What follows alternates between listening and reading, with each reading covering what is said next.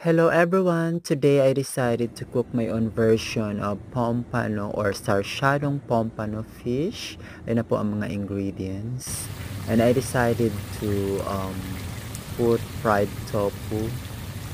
Parang naisip ko lang na masarap siya. Yan, I let it become golden brown. Then ayan, nag-umpisa na po ako mag-isa ng bawang. Of course, sibuyas and luya. Then followed by tomato. Ayan, isang tomato lang po ang hiniwa ko dyan. Ni-slice ko lang ng maliliit.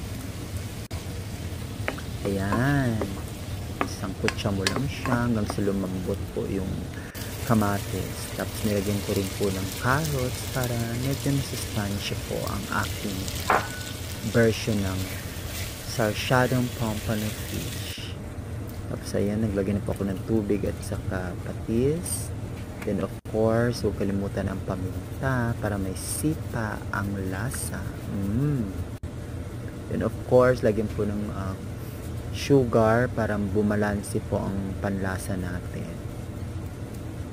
Then after that, nilagyan ko na ng itlog, bottled egg para lumapot-lapot ang sabaw. Ayan. After that, ayan, nilagay ko na po ang pompano fish, fried pompano fish. Then, followed by the tofu. Ayan, in-slice ko lang po siya ng parang cubes. Ayan, simpleng-simple lang guys. Kung gusto nyo po maiba ang ulam, pwede nyo rin po itong i-try.